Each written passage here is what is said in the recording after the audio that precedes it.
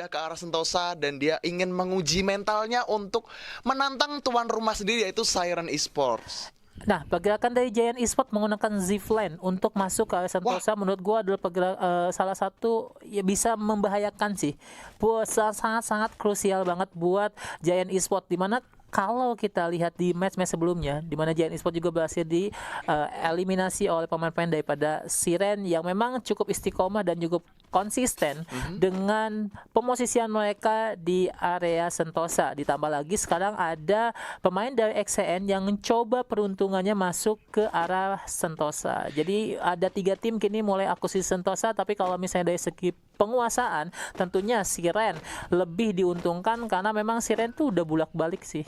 Iya, betul banget. Gue setuju banget dengan yang dimention oleh Abah tadi. Siren memang udah bisa dibilang juga sebagai penghuni tertua dari Sentosa sendiri ya, Bah ya. Iya, Apalagi, dia udah bikin kakak sih. waduh, udah kayak sertifikat tanah udah dimiliki Siren, Bah. Udah kartu tanda penduduk udah punya mereka.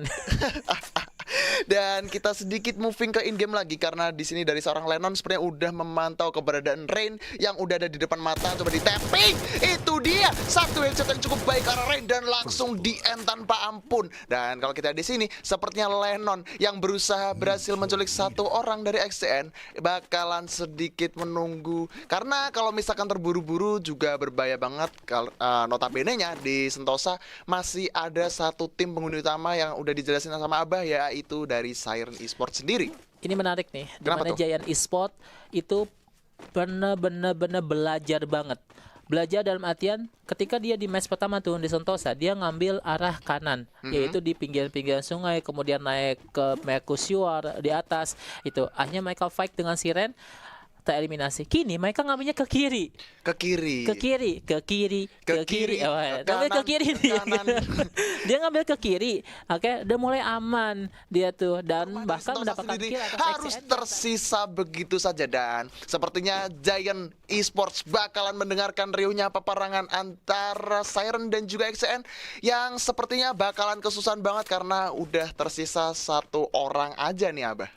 Nah, ini dia cuy, XCN ketika dipukul sama Giant Esports, dia tuh nge-split. Nge-split. Oke, dia kan satu ke kanan masuk ke area Siren, satu lagi ke Captain, dan yang di Captain tentunya jauh lebih aman. Kemudian Betul. pertarungan terjadi antara Siren dan juga XCN di mana memang keuntungannya tentunya jauh untuk Siren.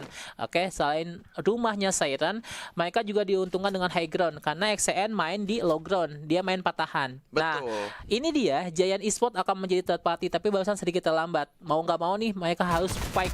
Dan Ini dia ternyata kita sedikit bergeser ke arah kota tua di mana ternyata Amore sepertinya berhasil menokdown salah satunya atau ternyata dari Anang cukup sekarat banget oleh seorang Amore menggunakan satu senjata SKS yang cukup enak banget untuk di early gamenya. Dari seorang Rise seharusnya udah memantau juga keberadaan Amore dari arah pipa 3 yang sepertinya bakalan coba ditungguin dulu sementara dari Anang berusaha untuk mengisi darahnya dulu karena tadi sempat terkena damage yang menurut gue cukup sakit banget. Tapi di sana kita lihat dari Rainbow terkena damage yang cukup sakit juga dari seorang Rise yang menggunakan satu senjata M14 attachment cukup sakit banget. Tapi ada balasan dari seorang Amore yang menggunakan SKS dengan cukup objektif banget.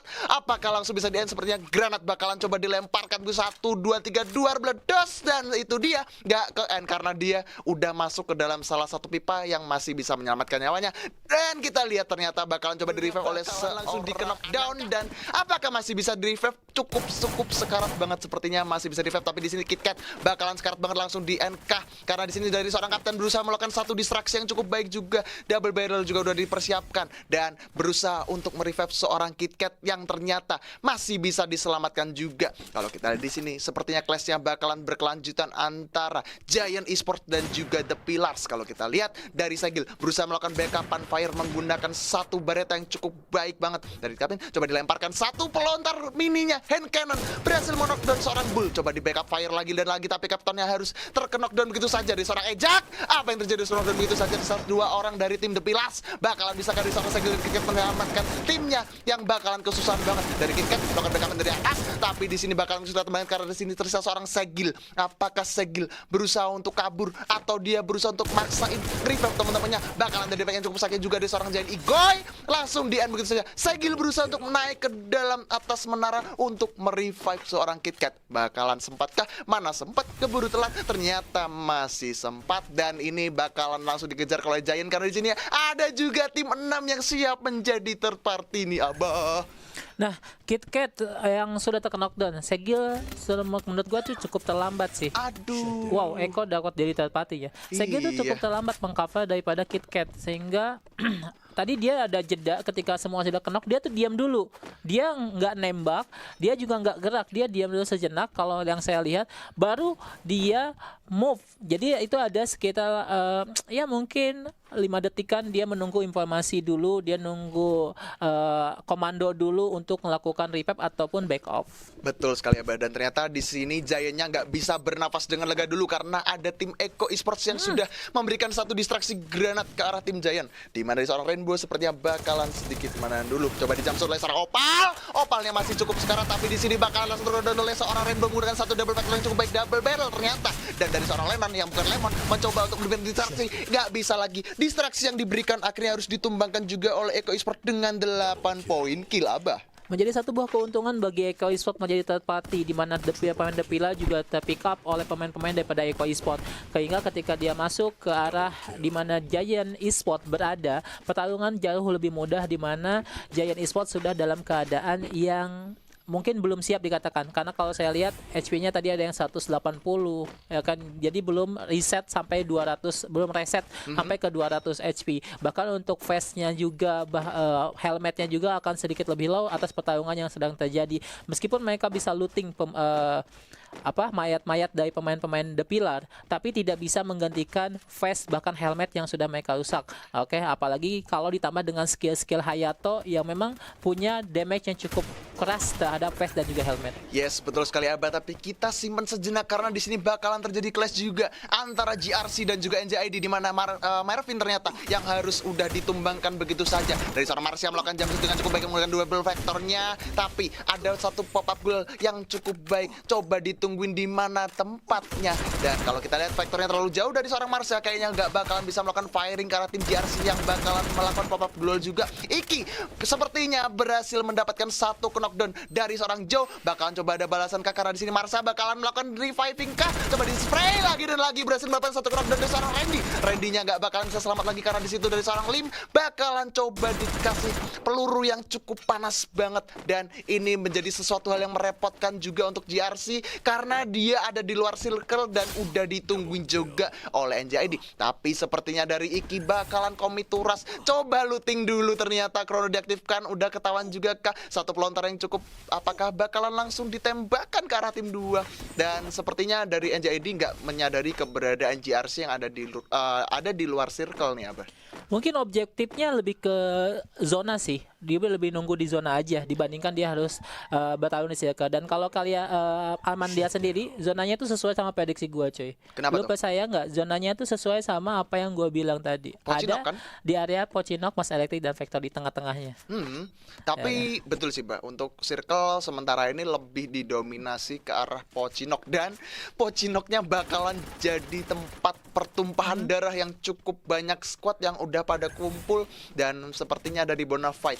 Udah memberikan satu distraksi pelontar ke arah Helen langsung turun dan langsung dipulangkan begitu saja. Dir berusaha untuk melakukan rush, coba di spray down oleh seorang Alpha di sini. Alpha sepertinya bakalan melakukan reviving. Alpha bakalan bisakah? Karena di sini bakalan dihajar begitu saja sepertinya oleh Bonafide. Bonafide berhasil mendapatkan satu knockdown-nya langsung di-end begitu saja oleh seorang AK menggunakan satu SKS yang cukup baik. Coba dihancurkan gulanya begitu saja, dan di sini Alpha-nya bakalan kesulitan banget karena di sini udah ditunggu juga oleh Acting Dir. Ada tamu tak diundang. Itu dia West Banditnya harus dipulangkan juga karena di sini ada Rimo yang bakalan menjadi pemecah hubungan rumah tangga di antara mereka. Dan fight-nya masih belum kelar karena di sini Eko juga bakalan clash juga dengan Siren, di mana Rainbow-nya bakalan terknock dan begitu saja apakah masih bisa di revive ini? Mana sempat keburu telat langsung di-end oleh seorang Rao, dan itu dia ternyata Kucai berusaha melakukan distraksi berlebihan ke arah Wings. Wingnya cukup sekarat banget, ini bakalan jadi berbahaya karena Sirennya juga harus tertinggal. Seorang Justin nggak bisa apa-apa lagi, nggak ada harapan lagi dan harus ditumbangkan juga di posisi ke-6. Tapi sepertinya di sini Bonafide sedikit diunggulkan karena dia harusnya udah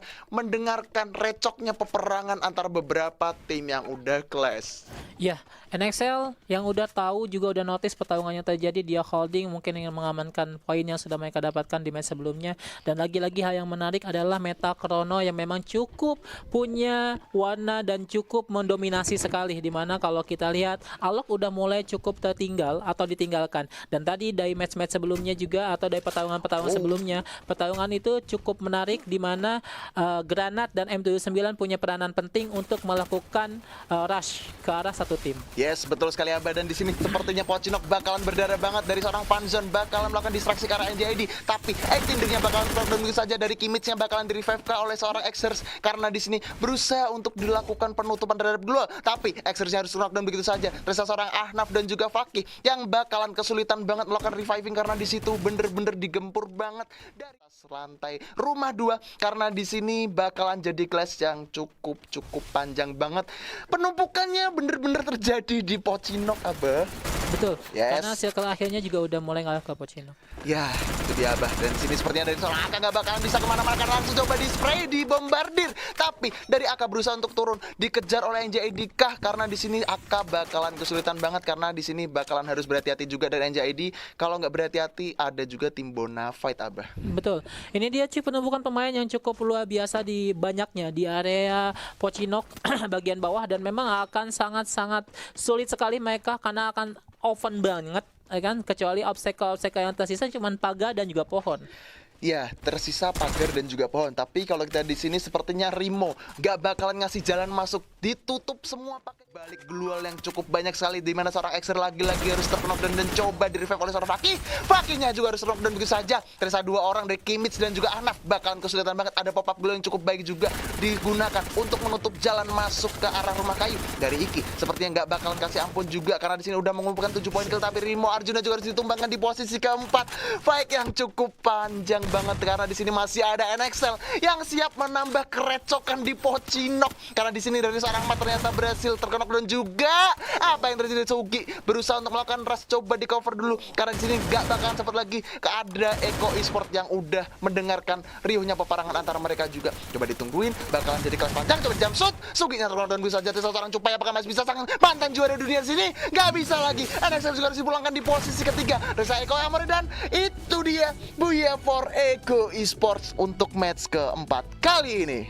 Mantap deh, Eko Esport berhasil memanfaatkan kemelut yang terjadi antara pemain-pemain dari NXL dan juga